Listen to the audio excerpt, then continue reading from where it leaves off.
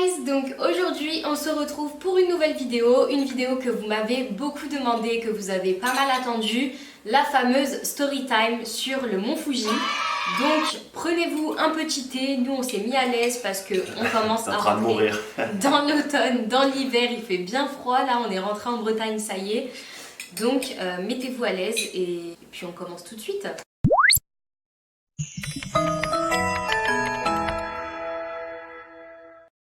Tout d'abord, n'hésitez pas à vous abonner si ce n'est pas encore fait. Il y a beaucoup de vidéos qui arrivent, des vlogs, des playlists. Enfin, j'ai pas mal d'idées, donc n'hésitez pas à vous abonner. Ouais. Tu veux faire un mixtape? Non.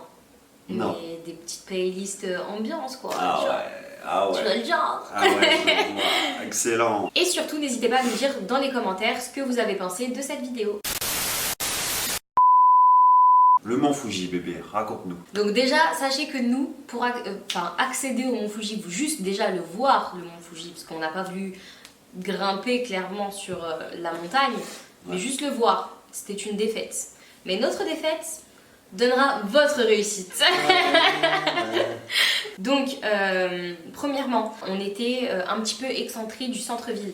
Donc ça donne qu'à chaque fois qu'on bougeait à Tokyo, on en avait pour minimum 40 minutes de route. Non, on était bien placés, mais Tokyo c'est immense. Non, on n'était pas bien placés. En vrai, c'était très sympa où on était. C'était grave mignon. C'était un quartier calme. Moi, je trouve qu'on était bien placés. Mais on était loin. N'écoutez pas la personne à ma droite. On était bien placés. Voilà. Donc voilà, on en avait pour 40 minutes à 1 heure de route chaque jour pour bouger quelque part. Donc on était du côté de Minowa en fait. Minowa Station. Et donc ce jour-là, bébé qui devait organiser le voyage si présent. Ah, on commence la vidéo, ça y est, tu remets tout sur moi. Bravo. C'est pas question de tout sur toi. Sirena Jams. Bravo. Non mais vas-y, casse-moi. Donc, juste, c'était sa journée. Il devait organiser ce truc-là. Et bref, dans tous les cas, c'est quelque chose qu'il pouvait pas contrôler. Il a regardé la météo directement le matin, le jour où on devait partir. Ouais, ça annonçait... c'est ce qui était conseillé. Parce que le mont Fuji, il faut savoir que s'il y a le moindre petit... comment on dit ça? Le mot nuage, scientifique. brume. Le mot scientifique pour dire nuage. Dis nuage, parce qu'on s'en fout scientifique. Le nuage. Attendez, mon nez coule. Oui, donc, le moindre petit nuage ou tout ce qui est brume ou même... parce que le jour où on y allait, il faisait assez beau. Oui. Mais en fin de journée, ça s'est assombri et on ne voyait plus rien. Donc, ah merde, je spoil un peu. Bah oui. Bref. S'il y a un peu de nuages, c'est la merde. Voilà. C'est ça qu'il faut retenir. Et il faut regarder la météo le jour même. Donc, on est parti de notre guest house. Il était 10h, le temps de se préparer, de voir la météo. Lever à quelle heure, bébé? Parce que ça, il faut le dire. Lever à 8h. Lever à 8h. Préparation Sirena James, 2h. Moi, préparation une demi-heure. Non, par contre, pas 2 heures, mais il y a le temps du petit-déj, il y a le temps de se préparer, le temps de regarder quel transport faut prendre. Bien sûr. Donc voilà, je veux pas vous mentir, on a eu un petit manque d'organisation quand même. Ouais. Honnêtement. Donc, mais c'est pour ça qu'on fait cette vidéo, pour vous. C'est quoi le slogan? Redis-le. Notre défaite, votre réussite. Voilà. Donc on est parti à 10h de la guest house et on a mis 1 heure pour arriver à Shinjuku Station, donc la gare de Shinjuku. Une fois arrivé à la gare de Shinjuku, on savait pas trop quel métro, train prendre. Oui, quel train il fallait prendre. Donc Shinjuku, il faut savoir qu'il y a plein de stations et tout est écrit en caractère... En katakana, en hiragana, en kanji, donc en japonais quoi. Tout comme Eddie. Et du coup, tu arrives là, il y a plein de trains, nous on veut aller au mont Fuji.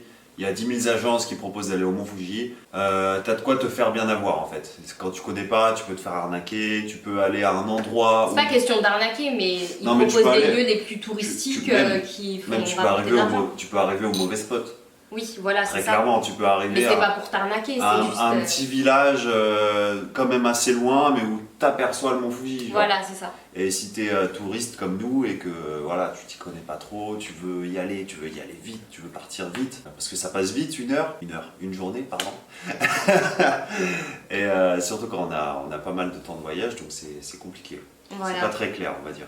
Et du coup, on est arrivé là-bas, donc on a interpellé directement une agente de la gare de Shinjuku. Une agence? Non, une agente en premier qui nous a redirigé vers une agence. C'est une agent qu'on dit, non? Non, une agente. On dit une agente? Ouais, je pense, c'est un agent, une agent. Ah ouais, Une agent, je dirais. Bon, ok, bref. Bon, ok, bref, une agent, une fille qui travaille pour d'office du tourisme. Donc voilà, elle nous a redirigés vers un autre spot touristique. Ouais. Et eux proposaient d'aller à Hakone, qui est une ville assez touristique près du mont Fuji, très près du mont Fuji, mais quand même un petit peu relativement loin. Donc on est arrivé là-bas, on leur a dit qu'on aimerait voir le mont Fuji, qu'on aimerait avoir l'aller-retour en une journée. Donc, ils proposent un billet à 52 €. De là, vous avez un billet à 52 € qui vous propose le trajet en train de 1h30 de la gare de Shinjuku à la ville de Hakone. Et vous avez tous les transports sur place qui sont compris, ainsi que 3 tyroliennes où vous avez... Ne commence pas, ce n'est pas une tyrolienne, c'est là. Ah oui, téléphérique, excusez-moi, Ah. parce qu'une tyrolienne, ouais. Voilà. Wouh là. C'est pas. Donc vous avez la possibilité d'avoir accès aux 3 téléphériques où vous avez une belle vue sur le mont Fuji. Il y en avait qu'un, non? Il y en avait 3, mais nous, on n'a clairement pas le temps de... Donc voilà, et après ça, vous avez aussi tous les bus, métro, voilà. Donc, faut savoir qu'une fois que vous vous êtes tapé les 1h30 de transport pour arriver à la ville de Hakone, vous avez encore un changement de train à faire qui dure une demi-heure. À savoir qu'il s'arrête à chaque arrêt pour interchanger de conducteur de train. On n'a pas trop compris le délire, je vous le cache pas. Et bon, c'est quand même une ville en montagne, donc il passe par des petits chemins en montagne, dans la forêt, tout ça, donc c'est relativement long en fait. C'est un mess, comme tu aimes bien dire. Voilà, c'est un mess, vraiment... clairement. Donc une fois que vous avez fait ce deuxième changement, là vous arrivez vraiment un petit peu plus dans le centre touristique de Hakone. Et si vous voulez arriver à la plus grosse tyrolienne qui est la numéro 3, j'ai pas entendu ce que au plus gros téléphérique qui est le numéro 3, et bah il faut reprendre un autre petit téléphérique qui vous emmène du coup au gros téléphérique. Ouais. Sauf que nous ce jour-là, bah, le téléphérique au point de vue le plus spectaculaire était fermé. Ouais. Donc on s'est très vite rendu compte, en fait, Hakone, si vous voulez, c'est une zone qui est entourée de pas mal de montagnes, de collines assez hautes. Et derrière ces montagnes, on peut apercevoir le mont Fuji. Mais du coup, il y a très peu de points de vue où finalement on peut voir le mont Fuji.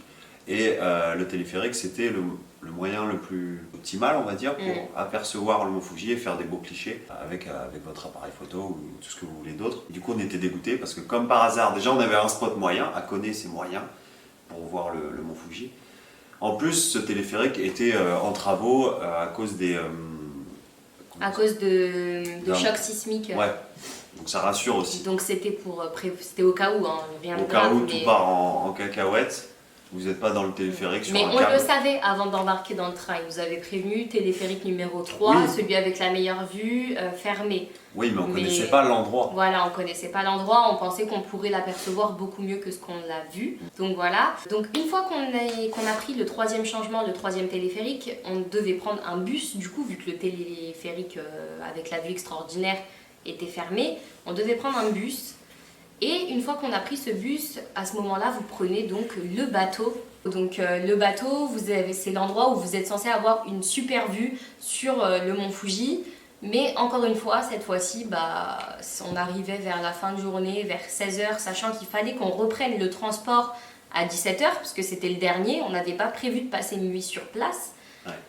Et bah en fait, il y avait de la brume, c'était la fin de la journée, et sur le lac, on n'a pas vu le mont Fuji non plus en fait. On l'a vu, mais on a vu une sorte de silhouette. Parce qu'en fait, à un moment, j'étais déprimée complet, assis dans le bateau, en train de fixer la fenêtre, et d'un coup, je vois une ombre assez familière. Vous me voyez? Et, et je dis à monsieur si présent, bah attends, regarde, c'est mon Fuji ça. Il pensait que je me foutais de sa gueule. Ouais. Et il regarde plus attentivement, et là on se rend compte qu'en effet, il y a une montagne assez mastoc où on peut apercevoir l'ombre. Une sorte de gros cône comme voilà. ça. Mais c'est tout quoi. Mais déjà en soi, il n'y avait pas de neige sur le mont Fuji. Oui, parce qu'on arrive après l'été, enfin c'est encore l'été limite là-bas. Voilà, donc, déjà ça c'était notre première erreur, parce que personnellement voir le mont Fuji sans neige, Non, après ça peut être super beau avec pas les ça couleurs. dingue, genre tu vois juste un cône de terre. Non mais ça peut être super beau avec les couleurs de Genre, l'automne. c'est Non, pas avec ouf. les couleurs de l'automne, t'abuses, ça peut être grave. Et Ça en reste fait, le mont Fuji. Quand on est arrivé à Hakone, on s'est rendu compte que c'était pas du tout le meilleur spot pour apercevoir le mont Fuji. Et que en fait, le mont Fuji est entouré de 5 lacs différents. Ce qu'on savait, mais... Voilà, ce qu'on savait, mais vraiment on a pris le mauvais chemin. On a pris le premier train venu en fait. Voilà. Le truc le plus pratique, entre guillemets. Et toutes les photos clichés qu'on voit sur internet, elles sont prises à partir de ces lacs. De ces lacs. Tu vas finir mes phrases comme ça? Ouais. Elles sont prises à partir de ces lacs. Et le plus grand lac, vas-y, tu peux finir ma phrase, c'était lequel déjà? C'est le lac. Tu mettras le nom. C'est le lac Shiwaka. Non, c'est pas ça. Si, c'est un truc comme Non, ça. Shigawa Lake. C'est ça. C'est le lac Shigawa Lake. Non, c'est pas ça. Si. Je suis sûr que c'est pas ça. Bon, je vous mettrai le nom. Et en gros, vous pouviez prendre directement un bus cette fois-ci. Non, il y avait le métro aussi d'ailleurs qui part de la gare de Shinjuku. Vous avez C'était un bus qui allait, je crois. Et vous avez aussi un train qui va directement. T'avais un train ouais. Qui allait directement au lac? Ouais. Bon, ça, je dédoute. Je vous mettrai toutes les infos nécessaires en barre d'infos si jamais vous comptez aller au Mont Fuji. Donc là, on va passer à la partie où on vous donne nos conseils, où vraiment, je pense que ça va vraiment vous aider pour voir le Mont Fuji et avoir la meilleure expérience possible là-bas. Parce que si vous faites comme nous, ça va mal se passer, clairement. C'est sûr à 100%, je vous le dis. Donc, c'est parti. Si vous voulez voir le mont Fuji, ne partez pas pour une journée. Partir une journée comme nous on l'a fait, c'était bien trop ambitieux pour ce projet-là. Et vraiment, ce que je peux vous conseiller, c'est partir pour un week-end ou pour 3 jours. Vous prenez un logement à côté du mont Fuji, il y en a plein, c'est très touristique. Beaucoup d'hôtels. À côté d'un des lacs, etc. Donc il y a vraiment beaucoup de choses possibles. Et vous prenez le temps d'y aller. Parce que nous, vraiment, on était en plein rush. On n'a même pas marché 10 minutes au total, pour vous Ouais. dire, dans cette ville. Hein, tellement qu'on a pris les transports, en fait. On est parti, on est arrivé, il était midi. De midi à 17h. Et de 10h à 17h, Ouais. depuis qu'on a quitté notre guest house, on était dans les transports. Sans déconner. On a fait métro, train, bus, bateau. Téléphérique. On n'a pas eu de temps de pause, puisque c'est beaucoup... c'est loin, hein, mine de rien. On dit que c'est vraiment C'est à côté de Tokyo. Mais si vous partez pour on une peut vous journée, dire c'est que ça chaud. prend un certain temps. Ça prend un certain temps, donc prenez le temps de le faire. Ne rushez pas comme nous et bon, ça ira. Ensuite, deuxième conseil, vraiment, prenez à manger et à boire. Ah. Parce que nous, on est parti dès le matin, on n'avait pas préparé à manger ni à boire. On est arrivé, bon, il y a plein de 7-Eleven sur la route, hein, dans les métros, tout ça, vous pouvez acheter quelque chose. Bon, il s'avère que c'était pas du tout notre journée, hein, vraiment, on a perdu notre nourriture. Donc, on a perdu notre nourriture. Ça, je comprends pas. Non, je suis désolée, on est deux, il y a le sac entre nous, tu l'as pas vu non plus dans le métro, donc ne rejette pas la faute sur moi. Métro, Ne rejette pas la faute sur moi. Elle avait son petit sac sous les jambes, elle l'a oublié. Voilà, du coup on avait plus à bouffer. Anyway, on a oublié à manger. On a mangé, je crois, 5 chips chacun dans la journée. Avec des petits gâteaux avec du chocolat à l'intérieur. What the fuck. Cut. Et en fait, il s'avère qu'une fois arrivé dans la ville de Hakone, la première gare où vous êtes censé prendre le petit tramway qui monte pour ensuite prendre le bus, il y avait un petit shop, vraiment un mini petit shop type 7-Eleven, je sais même plus trop ce que c'était. C'était des trucs... Elle vendait quelques micro paquets de chips, de l'eau, les petits gâteaux au chocolat, les fameux, c'est pour ça qu'on n'a rien graille de la journée, hein. Mais pas de sandwich, pas d'onigiri. Des bars. Sorry. On en était où? Ça, je sais plus. Ah putain, merde. Non, c'était surtout une boutique de souvenirs, je crois. Mm. Et il y avait quelques trucs pour dépanner, mais vraiment, ça faisait pas l'affaire. On a dit, préparez votre trajet, partez au minimum 2 jours, préparez à manger. Voilà. Regardez la météo le jour même. Voilà. Ce qu'on va faire, là au niveau des conseils, on est bon. Maintenant, on va passer aux avantages et aux inconvénients de Hakone selon nous. Let's go! Donc, les inconvénients, tu veux commencer? Déjà, le point de vue. Ouais. À part le bateau, si vous avez de la chance, où vous pouvez apercevoir le mont Fuji, très clairement, vous n'avez pas grand-chose. Ah si, il y a et le téléphérique. Téléphérique quand il n'est pas en travaux, Voilà. bien sûr. Quand il n'y a pas de petit choc sismique. Ah voilà, quand il n'y a pas de choc sismique, quand il n'est pas en travaux, quand la météo est avec vous. Donc ça fait beaucoup de conditions Ça fait beaucoup de aléatoires. conditions. Mais en général, de toute façon, il y a pas mal de conditions pour le mont Fuji parce que c'est conseillé d'aller le matin au niveau de la brume, tout ça, enfin, c'est compliqué. Déjà, tu as 2 heures de transport, faut te lever à quelle heure? Les transports, il y a beaucoup de touristes, soyez prêts. Déjà, de manière générale, on a remarqué, bon, on fera la vidéo Tokyo, oui, on va vous faire une vidéo. Séoul plus tard, mais de manière générale, à Tokyo, c'est vraiment... On a vu la nuance entre Séoul et Tokyo, c'est abusé. Hein. Ouais, la quantité de touristes. Bien qu'en Corée, il y avait pas mal de Français quand même, mine de rien. Oui, des Français. Mais nous, déjà, on a été en septembre, donc ça se calmait. Parce que moi, j'ai entendu dire que la Corée, enfin, t'as toute la France qui est en période d'été.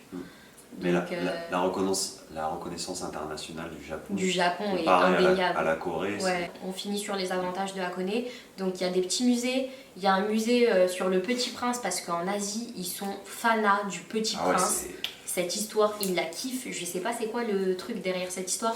D'ailleurs, si l'un d'entre vous sait, s'il vous plaît, dites-le moi dans les commentaires. Parce que ce soit en Corée et tout, il y a des villages dédiés au Petit Prince. Ouais.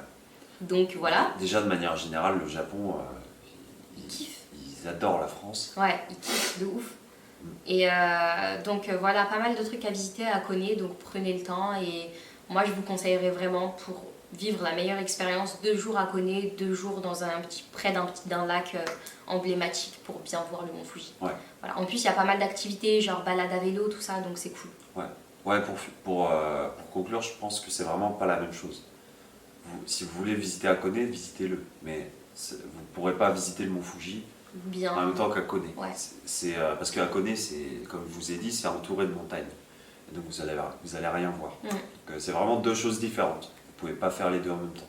Donc voilà, et c'est la fin de cette vidéo. On espère que ça vous a plu. N'hésitez pas à nous le dire dans les commentaires et à vous abonner si ce n'est pas déjà fait. Je vous fais des gros bisous. On se retrouve dans la prochaine vidéo. Ciao, ciao! Ciao!